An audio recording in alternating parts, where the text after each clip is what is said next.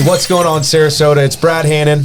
Trey Martel. Felipe Colon. And we've got Miss Natalia Levey, right? Levey, like drove my Chevy to the levee, but the levee was dry. You know what? That reminds me of Dovidas right there. The accent, the song, the everything. Humor. Yeah. I love it. Well, we're excited to have you here. Thank you. I know you're doing a ton in Sarasota. I don't know if you've seen Trey and Morgan's Sarasota Bites, but they are big restaurant goers, and so are my wife and I, and been to all of those restaurants, and they're all great and great for the local market. So thanks for coming on, and looking forward to learning more about them. Thank you. Yep, we love your restaurants, that's for sure. I think, Morgan, correct me if I'm wrong, but it was before we were doing the videos, right? Speaks Clam Bar in St. Armands. Yeah, so. Seafood lasagna. Okay. Oh, yeah. Seafood lasagna. How many bites did that take?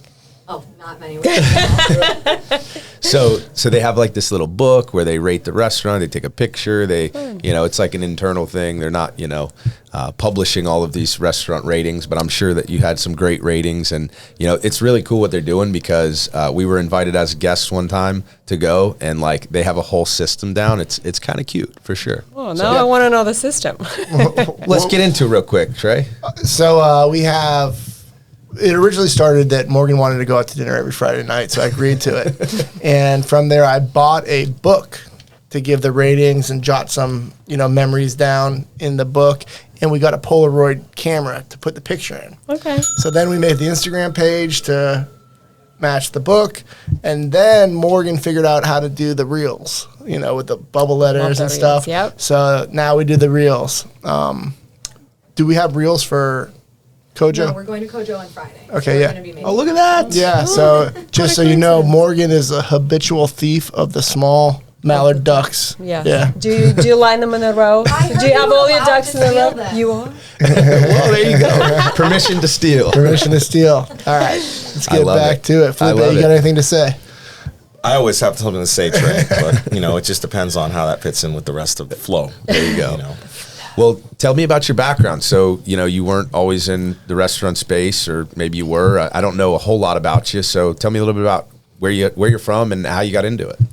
I was born in Moscow and raised in a big city. I spent a lot of time outside of the city in the country with my grandmother, where we grew all of our vegetables and canned. Awesome. And I think by the age of 7, 8, I knew probably 50 varieties of mushrooms. Wow. Good and poisonous. We would go to the forest with the big buckets and gather berries and mushrooms, and then we did, with all the vegetables and everything, we did a lot of preserves.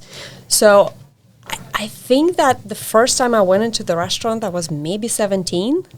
So all the meals were prepared at like home. Any restaurant? Any restaurant. Wow. And there weren't many. It wasn't part of the culture. Mm-hmm. Every meal you just eat either at home or grandma's house or at school. Right.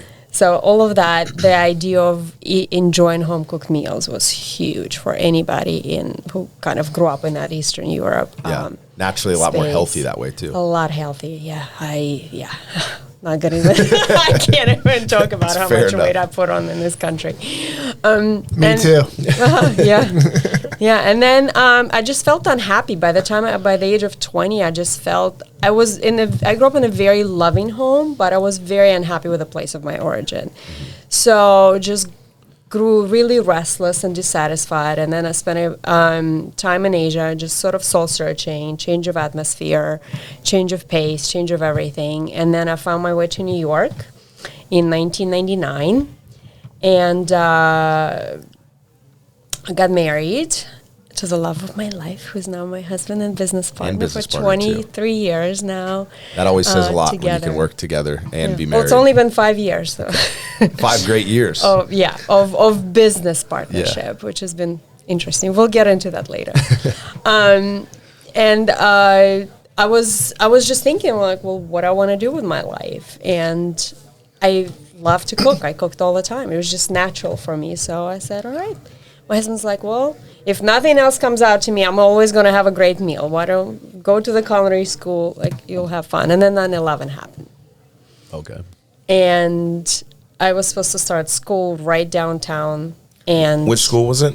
New York Restaurant School. Okay, because my aunt actually went to culinary school in New York City as well. Okay. So you know anybody at the New York Culinary School?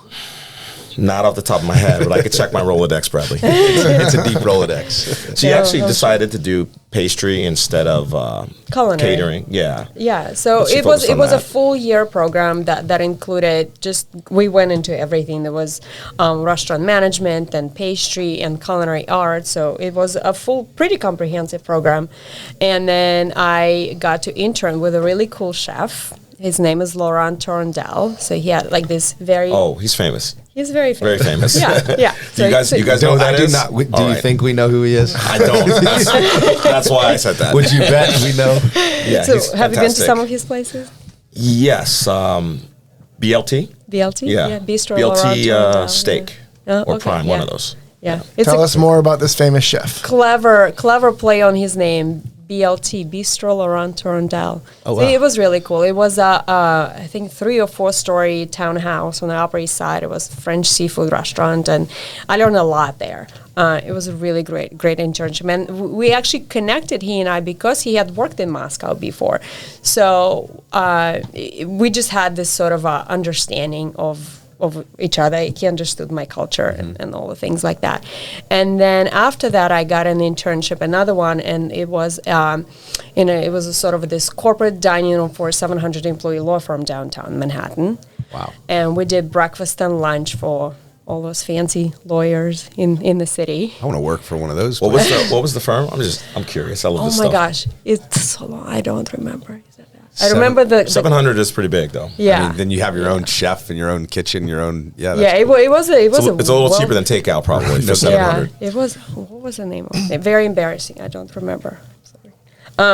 But They all pretty much sound the same, like Cravat, Swain, and Well, it Moore, was like Locked Up 3 or with 4 Dinners and names Cats. It's together. It's all the same. but the company was Sodexo. Is that was who I worked for, and then I started to realize that my body was not gonna be able to manage the stress and the physical exhaustion, and I was in pain. I have scoliosis to begin with, so lifting heavy pans and all the things that involve You mean the stress and the grind of running catering of for that many? just Or a working in kitchen the in kitchen. general, yeah. Just I had to be there super early, and I'm not a morning person.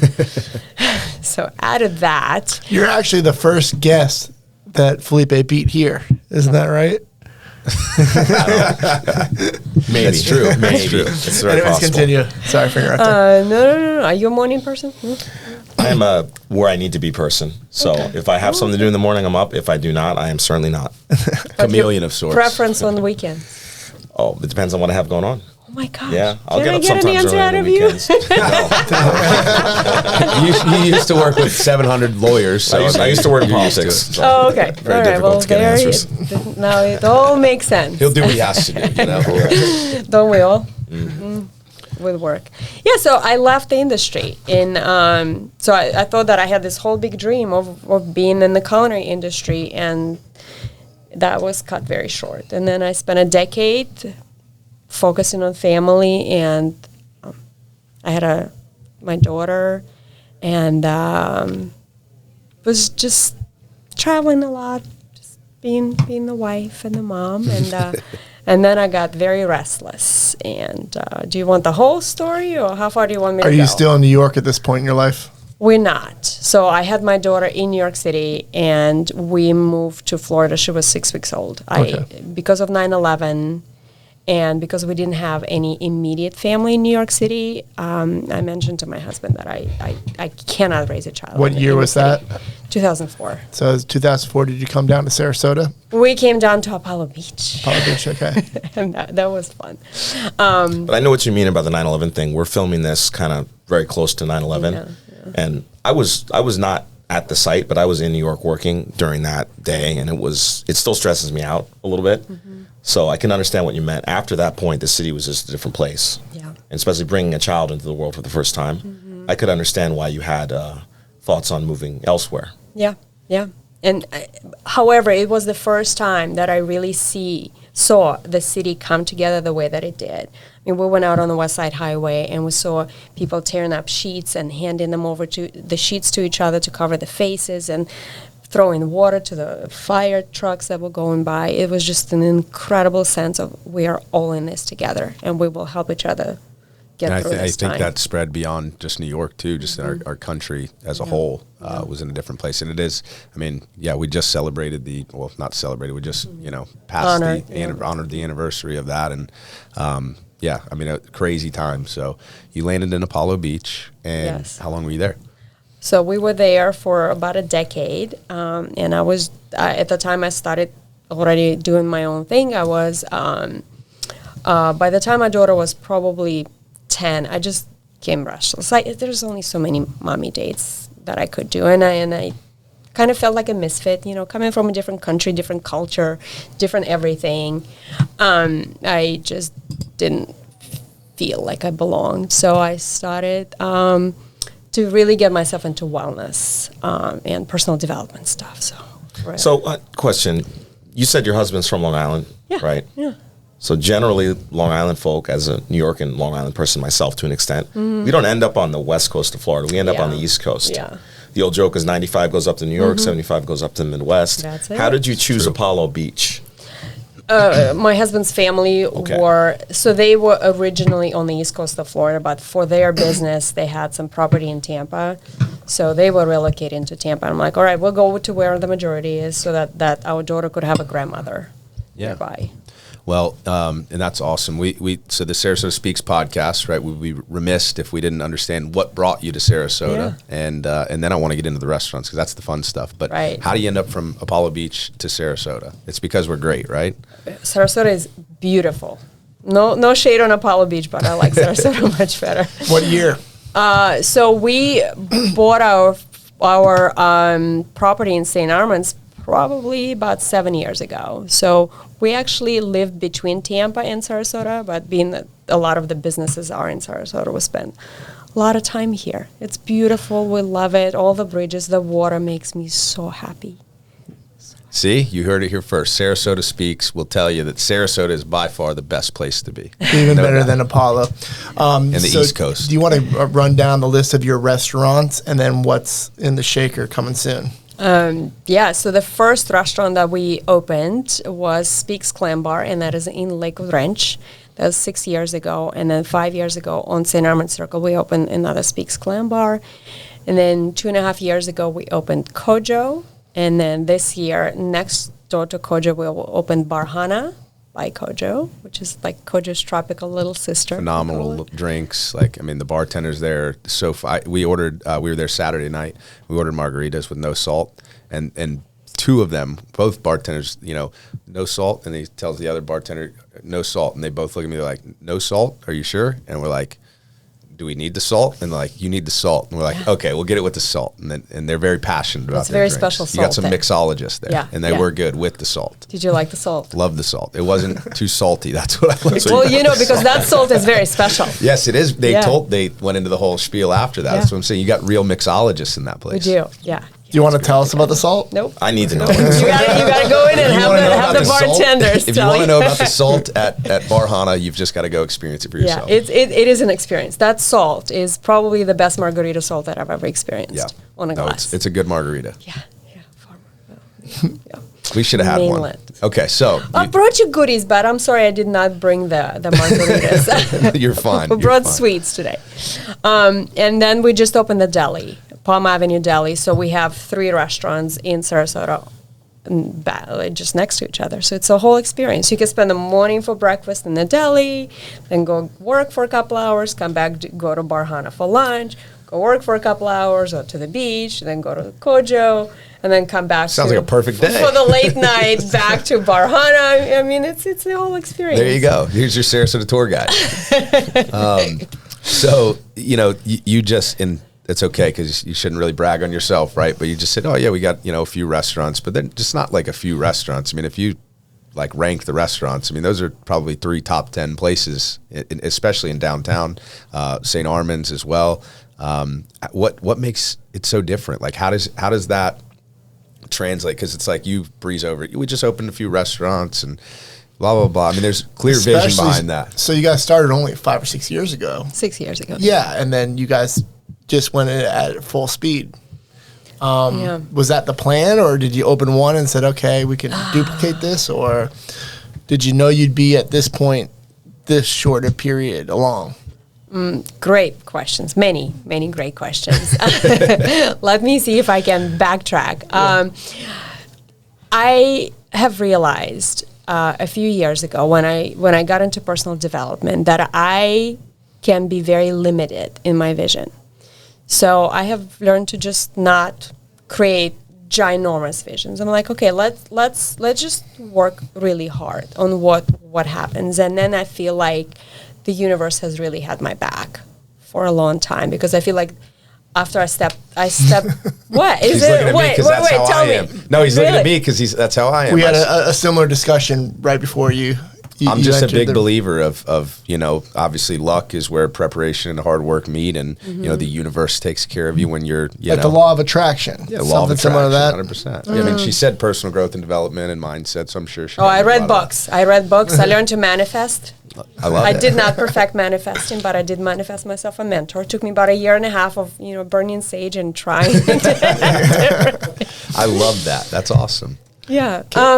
So to answer your question, it's a lot of vision. So Speaks was a vision. Speaks was very intentional to create that restaurant, to give the nod to the way that my husband grew up in Long Island, in New York City. So it's a nod to New York clam bars, and then we implemented. We spent a lot of summers traveling in the Northeast, so there's a lot of seafood factor. That's why the lobster rolls are on the menu. So that was very intentional. And then actually Central Park project that building, we already purchased that. So we were under construction that, and then things really slowed down with the pandemic. And then this piece of real estate in Sarasota became available right in the middle of the pandemic. And we looked at this piece, and there was a restaurant before that, and we said, you know what, that would be a great place to, in essence, practice what we will have in St. Pete and Central Park. And so sorry to cut you off, but for those watching that don't know, the name of the St. Armand's place was Speaks Clam Bar. No, St. Pete. So we have a project under construction in St. Pete called Central Park. Central St. Park. Pete. So when she says Central Park, you're talking about Right. St. Pete, and you actually open that. You plan to open that. Yeah, in the next six to however many months it's going to take. With So construction. between that time and you opening up the additional Speaks Clam Bar, you went for that because you were delayed in the. We were delayed with the it. St. Pete project, and this property came available, and we knew that we would have to develop a couple of concepts that would be signature concepts for the St. Pete project. And we said, you know what? And we love Asian food. We spend a lot of time. So the ranking is Italian food is probably our favorite in the family, and then Asian food is our second favorite. So we made a list of all of our favorite meals that we've ever had in the world that had Asian influence, and we got an amazing team of chefs, and they came and they put together the recipes, and Kojo was born. Okay. Kojo was open in 2.5 months. Wow. It was How did you recruit those chefs? Do you think your background and your kind of pedigree in culinary and with the people you worked with helped a lot? I think it helped a little bit, but I don't think it was it. We were very fortunate to bring on board our director of operations, current director of operations, Robert, and he worked in New York. He worked with Union Square Hospitality with Danny Meyer's company, and then with another great company that ran a hotel in New York. So he was actually able to call up some of the people that he had worked with in the past in New York. Now, how did you find him? Was it easier, you think, to find him after Manifestation. the pandemic? I Manifestation. manifested Robert. She into burned my life. sage. I burned See? sage. Yeah, I I mean- danced. I howled at the moon. No, I'm just kidding.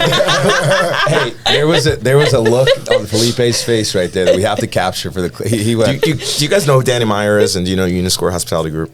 This is New York inside baseball stuff. Of course we do. I do now. But Why don't you know what share? I'm saying. No, Well, yeah. Very big deal. I mean, Can you imagine this podcast Yeah. without somebody that knows, Everyone.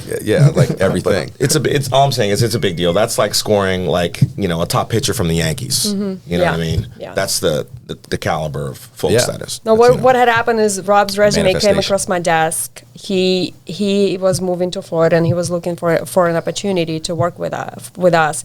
And I said, look, I'm not going to insult your experience by offering you a position that you're well overqualified. So we just stayed friends for about a year, and until a position that was that would honor all of his talents and experience opened up within the company, and then we had a conversation. And then he came aboard, and he's just been an absolute the best hire probably in the company. That now that we're able to together take the vision, now there's a big vision, and help it come to life.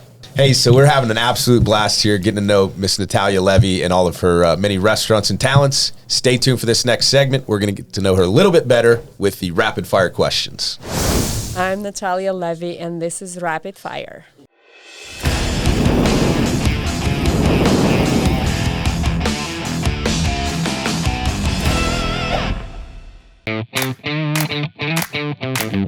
There's a few that I have a whole playlist on my phone with inspirational music. So there's not one. I mean, there's so much. It's all about women empowerment, and cannot name one. Okie dokie. The biggest one is probably lying. When people lie to me. Favorite dish to prepare, sirniki. It's called sirniki. It is a farmer's cheesecake. It's a breakfast dish that we actually have it at the Palm Avenue Deli on the menu.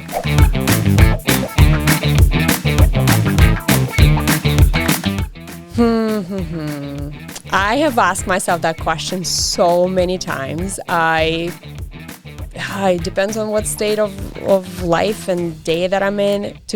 To de-stress, I really love the mountains. Probably for vacation, I probably prefer the mountains. For living, I prefer the beach. It's not 100% guaranteed that you will have success with a restaurant. So that sense of just not knowing. Our deepest fear is not that we are inadequate. Our deepest fear is that we are powerful beyond measure.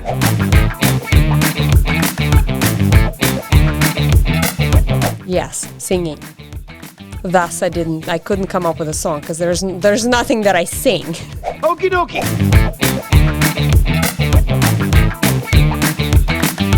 Yes, I hated vegetables as a child. I love vegetables now.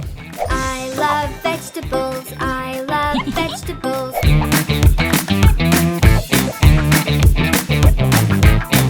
So many. When I first came to the country, I was learning English. I knew English, but I didn't understand American English with all the slang, so Seinfeld became one of the bingey shows. These pretzels are making me thirsty. And then lately, I really have been enjoying The Bear because it's about the industry. 2 tasting moves on deck. Get them out fast, please. Thank you. Instantly teleport anywhere in the world. Okie dokie.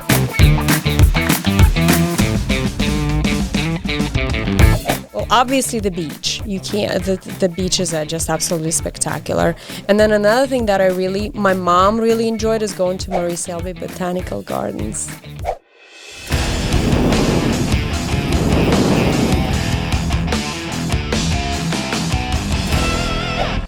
You had talked about we breezed over it briefly before we started the podcast, but your more limited vision that began to expand and stuff beyond that key hire. What do you think it was that really started to blossom that vision and allow you to think bigger?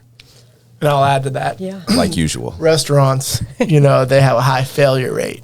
So what do you think is different? What helps you guys succeed when so many others fail? Yeah, well, the statistics are not great for the restaurants, especially when we opened St. Armand's, there was red tide the summer that we opened, and then we had 2 years of the pandemic. So you got all the hard times out of the way at the beginning. We did, and I think it's a lot of just treating people like people and really helping them to believe in themselves. Sometimes it's believing in people more than they believe in themselves, allowing room for them to make mistakes, creating very, very, very safe environment. Being a woman in the industry, I've had some unpleasant experiences. I think creating a very safe environment for people, for women to work with us as a company, really listening. We were very, very, very lucky to build great culture, and then through that, having that culture, create the reputation where people just want to be with us. People move states to be with us, to work with us. Yeah, I can see that, because most of my experiences at any of those restaurants have always been centered around great service, right? I mean, the food is obviously quality, but even just down to the salt on the margarita rim, right, being a whole ordeal, or asking questions about menu items and getting not just like, oh yeah, it's really good, you should try it. It's way deeper than that. Is there you do a lot of training? Do you do a lot? I mean, is that kind of in the culture is education? Education is huge. So the name Kojo itself, there's no direct translation from Japanese, but the name sort of implies continuous improvement. So as a company culture, we always continuously improve. I just went back to college. I started with a community college just to get back into learning and spend, 10 to 20 hours a week studying. I feel like that is such a huge part of not only my personal life, but within the company. We have pre-shifts every day where the chefs will come out from the kitchen and talk to the servers and encourages the servers to ask questions, and they taste.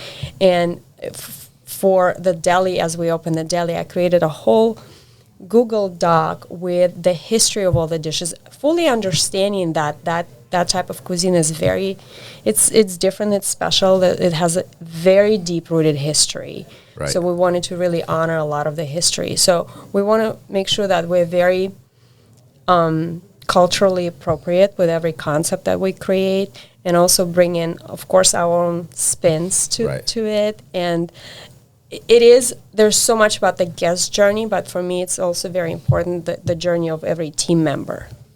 And that shows in the businesses.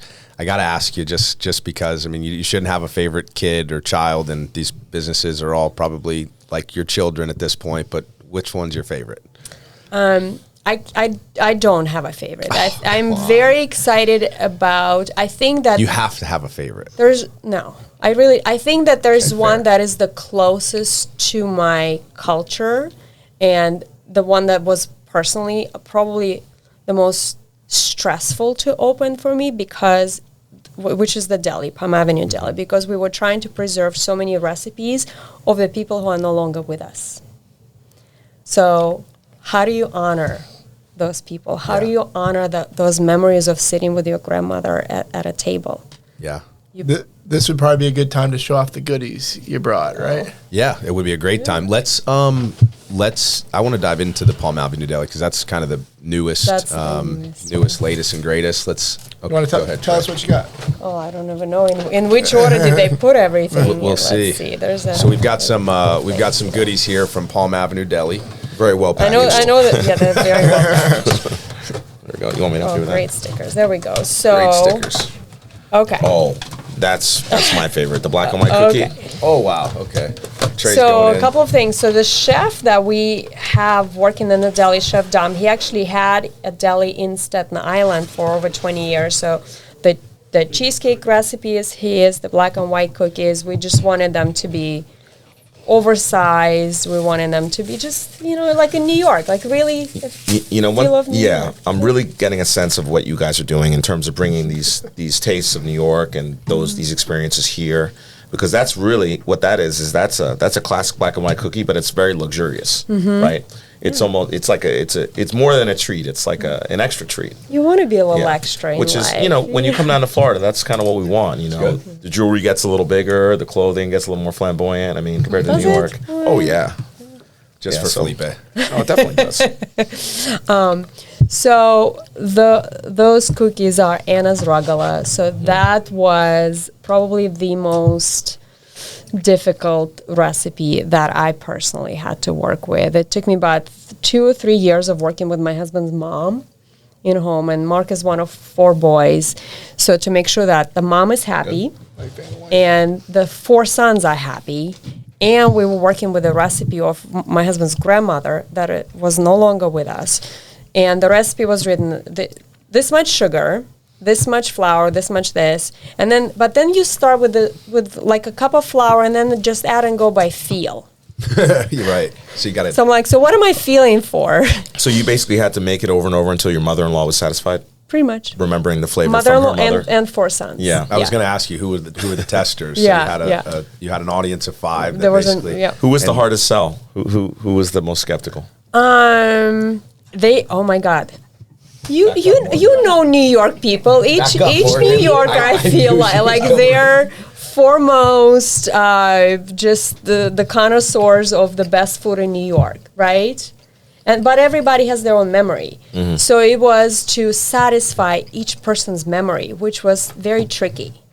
Because somebody wanted it to be a little bit crunchier, a little bit bigger, a little bit harder. And then we finally settled on everybody. I'm like, okay, we need to come to an agreement on this.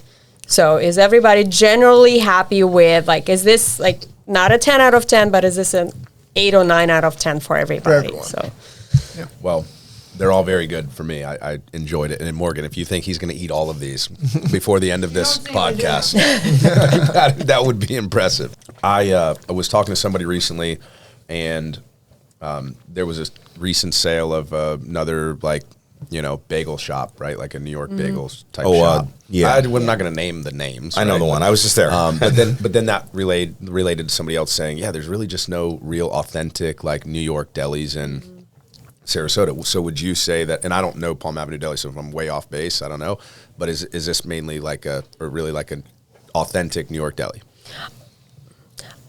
In your opinion, that's fine. the word authentic is very tricky in the vocabulary. I feel like we honor the traditions of New York delis, and we honor the traditions of our family. My husband's from New York. Does that make us, I went through the culinary school in New York. Does that make us authentic? What do you think? You be the judge, right? Yes, but we do our best. A lot of our team is from New York. So what makes a place authentic? Is it the recipes? The recipes are from New York. I think it's the New Yorkers that check the box and say, yep, it's authentic. Yeah, But you're going about it the right way, a tribute rather than, Trying to a be contest, perfect, right? Yeah, we're not here. I mean, we'd like to win hearts of people, but we truly, genuinely hope that you just enjoy the Try food one bite. and connect with the memories. And it's interesting because I've seen people come in and they'll try something and they will just call me over and they will stand there and give me a hug and just cry. And we have a moment, and it's such a moment of connection to the memories. And like one of the recipes on the deli menu is one of our Kojo regulars had gifted us her mother's recipe. She had just lost her mom, and she had offered that recipe to me and said, Natalia, I know that you'll preserve this recipe. Please, there's no obligation to make it. And that recipe actually ended up on the menu as the blintzes that we have, Millie's blintzes, because our team tasted it and we all thought that was just the best version that we have ever tasted, because we have to rely on our own taste buds, right? In making those final decisions. But last year, as we were preparing to open the deli was supposed to open last year, it opened this year. That's okay. Construction delays is everywhere. But we took our executive team back to New York, and we went to my daughter was going to college, so we all saw her off to college, and then we went to eat because they all gave me a hug and like, you got us. And we went to eat. We probably went to 20 different delis over the scope of 3 or 4 days, and we tasted and we did a lot of R&D and we. Ever need any help with that kind of R&D again? Yeah. Well, hey, I'm going back to New York on Saturday. I'm actually going to the Welcome Conference on Monday. Great. That's pretty cool concept though, like legacies living on through the food. Yeah. I love that. Yeah. It's got to be very heartfelt for especially the people that are close to the legacy. Is that an Oura ring? It is. The only person I've ever seen, other than myself and my wife, that wear one, except for a guy on a plane that I met that told me about it. Yeah.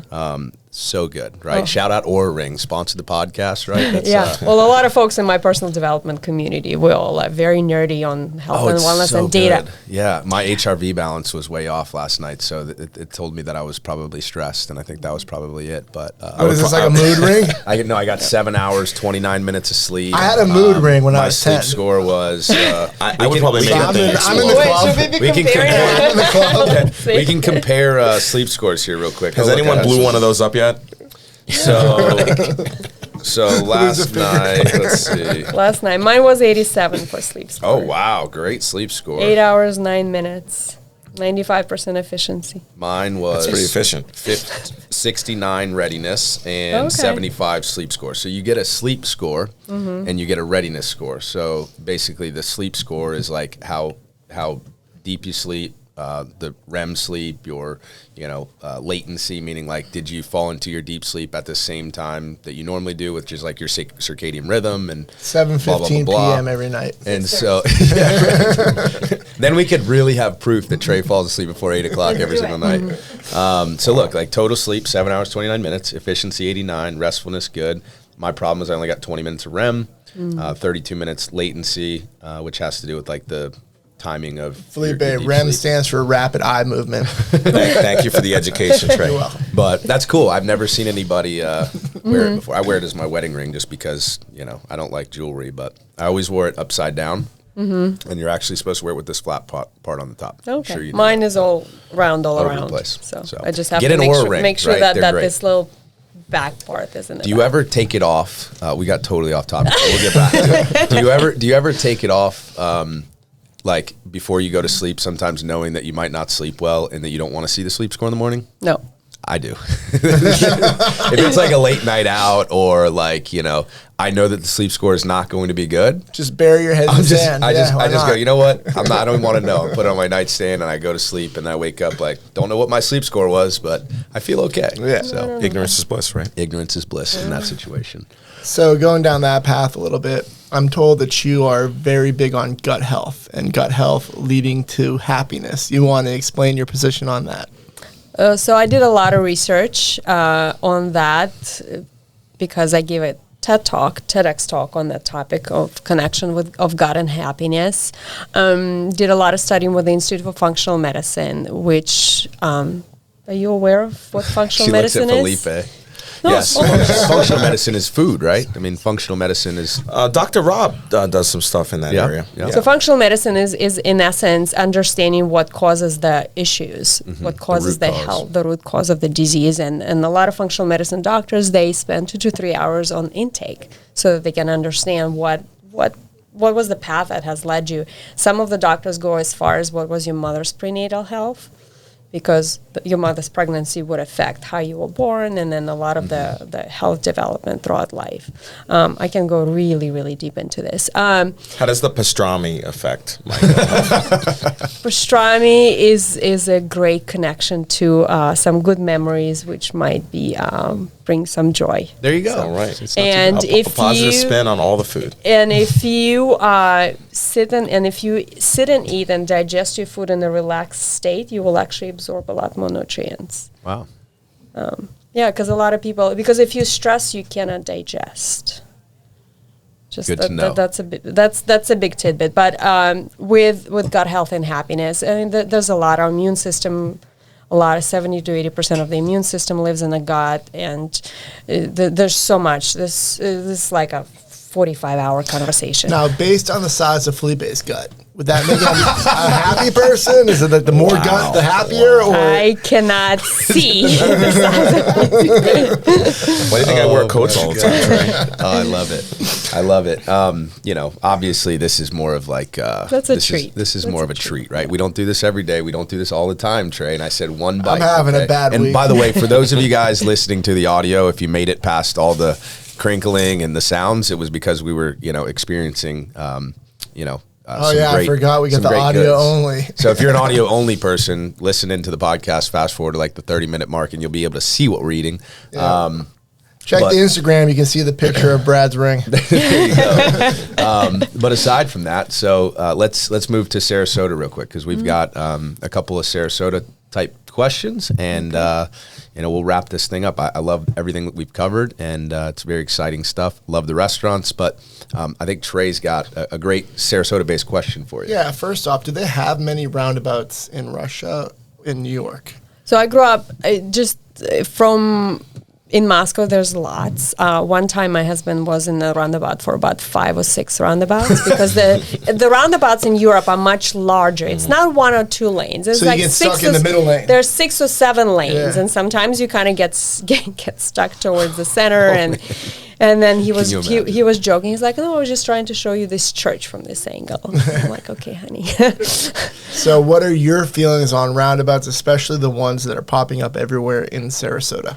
I think being that I am so familiar with them, and to me they're very efficient. I don't mind them. My husband loves them.